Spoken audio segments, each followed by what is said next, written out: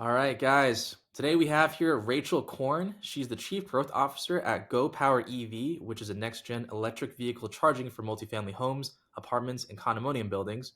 Before that, she was the CEO of Fleeter US, which is the leader in GPS tracking solutions for fleet owners. She started her career at Bain and has led strategy consulting practices at Bain and various others before transitioning into a marketing operating role. Today we'll be talking about segmenting your market, product market fit, and being where your customers are. Rachel, thanks for coming on. You're welcome. No problem. Awesome. So let's start with segmentation.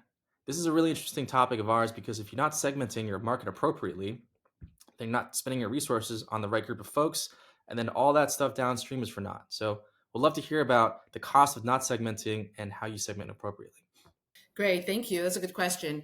So, when you start with segmentation, you need to really understand the different types of buying groups that you have and what they're looking for, what their needs are, what are their critical pain points.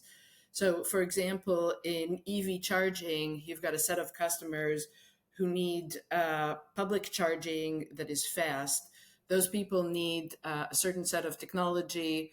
They're looking for machines that are typically in convenient public charging places and that need to provide fast charging. On the other hand, you have another segment of fleet charging, for example, school buses, utility vehicles that have different needs. And finally, the segment that we're going after in terms of apartment building, housing, they typically need slow charging. They need to be able to give a lot of people power with a limited source. And they have an endless amount of time actually to charge because they're there for overnight. And so understanding the different types of segments in the market and what their needs are and what their pain points is really key to selling your solution. There is a different selling solution for those who need fast public charging versus those that need slow in-home charging. It goes back to the product, but more importantly, in terms of the messaging needs to be tailored to the needs and to the pain points. The more focused you can be in the message on the pain points and the problem you're trying to solve for them, the more applicable you will be to those segments and the easier it will be to reach and convert them. Vice versa, if the message tries to hit all segments, it ends up being blurry, not very targeted, and it eventually will not be very applicable or not customized to any specific segment, which makes it really hard to appeal to them, to meet their pain points, and to convert them. So the more you can be focused and direct upfront about the messaging, which then translates to your marketing channels, your marketing events, and to sales, the better you are in terms of converting them. The downside is of focus is that you're by definition uh, saying no to certain segments or deprioritizing certain segments, which is really the trade-off and the challenge here. But it is really important if you're in a growth stage company to, as people say, pick your battles, to focus on the ones that you are most likely to convert and to solve their pain points directly in the language that they need where they go. No, it's great. And it's so much better to focus on the key segments that matter. I mean, it's really common in B2B SaaS because when we look at the reps and their conversion rates and whether they hit quota, let's take two reps, they do the exact same thing, they follow the exact same process. One hits quota, one doesn't. And when you peel back the layers, you see the one that hit quota, it was all about choosing the right prospects, right? The right account list.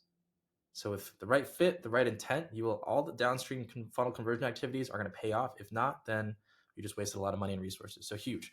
I'm really curious from your perspective, how did you decide on the segments? Then how did you decide on the channels? Then how did you decide on the messaging? And how did you make this, if it is an iterative process, how did you make an iterative process out of it, given how many segments you guys had?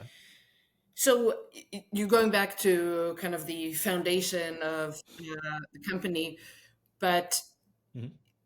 when we came in, we saw that there was a big need in the segment that we're at in terms of apartment buildings. There were no good solutions for that. So it was, as we went in, we were trying to solve a problem where no competitors were solving, where there was essentially a white space. There was a need and there was no solution that really fits that need. So we focused on that, on solving the need for those. As we went along, and we developed a product that is uniquely tailored for that, as we went along, we realized that even within that segment, within apartment buildings, multifamily, there are subsegments. And then the question is how to focus on the subsegments. So, for example, condos and HOAs have different needs than rental markets. And then it was really a question of uh, doing a combination analysis of which one of these is most profitable, which one is likely to grow, and then which one of them is our product the best fit or their needs can be met by our product. So it's a combination of market attractiveness and which is most likely to be most addressable by your product. And from that, we developed the messaging, the sales tactics, the marketing, the strategy, and it's proving extremely successful. It's always a struggle within companies to focus, but it's proven extremely successful because once you establish a beachhead in one segment and are very successful there, it's easier to expand to the other segments. You've created wins, you've created revenue for the company, and then it's easier to extend it once you've got that brand reputation and success. If you start off trying to go after everything at once, it's very, very hard to sell because you're not really appealing to anybody specifically. Makes a ton of sense. I love this idea of focusing on a key segment, especially in your words, combination analysis on how profitable they are. One of the key things in B2B SaaS that I don't think enough people focus on, that I think you're focusing on in the EVs, especially, is how profitable is the company or the person you're going after. And we typically say like, is their website traffic high? Do they have this many salespeople? But one of the key things that B2B SaaS companies don't focus much on is net revenue retention of the company itself. So if the company is growing, it's profitable, and has product market fit, then you can bet that it has budget. The CMO is probably not going to get fired. The reps are going to stick around and they're going to use your tool. But if they don't have that, it doesn't matter how good your selling is, or it doesn't matter how good your messaging. They can't buy it. They don't have the ability to. So I love that point. Tell me a little bit more about how you're reaching these folks. So now that you found the segment of the market, you have the messaging. How do you, in your words, meet the buyers where they are? Yeah, that's really critical. And I have to tell you, from my experience in being in various industries, it's always a different answer. So I've been in Mhm. industries. So, for example, on the fleet tracking front, we were selling primarily to uh, sort of in the construction like industry, electricians, plumbers, landscapers, people who come to your house and provide services. The owner or CEO wants to be able to track where the vehicles are and what time they'll get to their job. In that case, these people are typically not online; they're in the field. So phone calls are good, but on the other hand, it's hard to reach them with phone calls because they're talking to customers. They're busy. The last thing they want to hear on their cell phone is a sales pitch. We had a lot of success in uh, uh, geofencing advertising around places that they go to. So, for example, Home Depot, plumbing supply warehouses, places that they end up spending time and are thinking about purchasing stuff and are not, busy talking to customers. We would advertise there, do some promotion, discounts, and the geofencing. You can actually do geofencing today at a very granular level. So that's a good place where you can meet them. They have the time to think about it. On the other hand, property owners, who's what we're talking to right now, they tend to go to events very often, property shows, property events, investment events, trade shows. That's where they get their information. That's where they go to learn about new technology, new ideas. So that's been really critical for us to have a presence there. Awesome. And for the viewers who don't know, could you explain a little bit more about geofencing, especially geofencing as it relates to Home Depot? It's something I'm even curious about. Yeah, yeah. So you can do advertising based on, especially on a phone, you can do advertising based on the location of the person who's using the phone. And so the there's various applications, various ways to do it, but basically, when you create a geofence around a specific location, and when they enter or exit that place, they will get a message. And is that through text message or email, or how does Typically that work? text, or Okay, typically awesome. just it could be through a WhatsApp application, or it'll show a notification. That's a really fascinating tactic that I don't think enough B2B SaaS marketers are Yeah. utilizing today.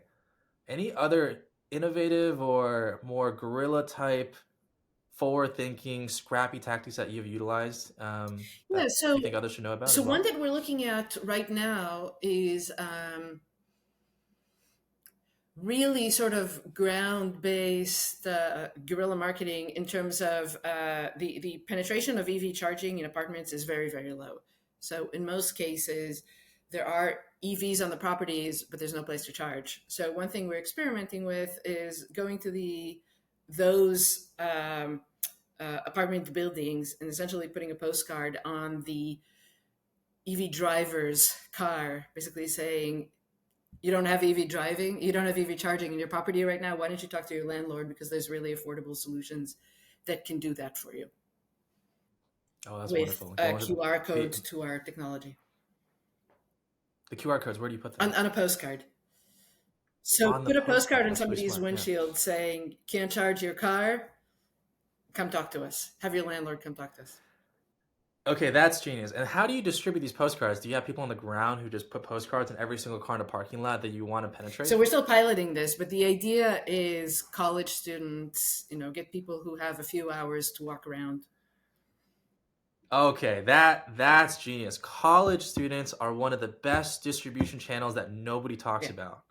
And it's because it's so hard to penetrate that you had to think this way. But people in B2B SaaS, we have ads, we have website traffic, we have all these things, and we just totally forgot about the college Yeah. students. Help me. So that's a wonderful example. Last question for you is people who transition from strategy consulting into marketing, what should they know about? What's a tip for them? A tip for them is that it goes back to where we started this conversation in terms of there's a strategic element in marketing around segmentation that is critical. And that's where people for consulting have a great advantage because that analytical piece of looking at the market, sizing it up, determining people's buying criteria is typically not traditional in the marketing path. So people who come up from marketing don't have that, may not have that analytical thinking about segmentation, buyers' need, tying it to the profit potential of the segment and the long term growth potential. So the ability to bring that in and to focus the company on that up front is very important. And people from strategy have a specific advantage in that. I love that. It's such a topical thing these days, especially efficient growth, where you have to look at the whole profitability of a business Yes. before you take any marketing Yes. initiative.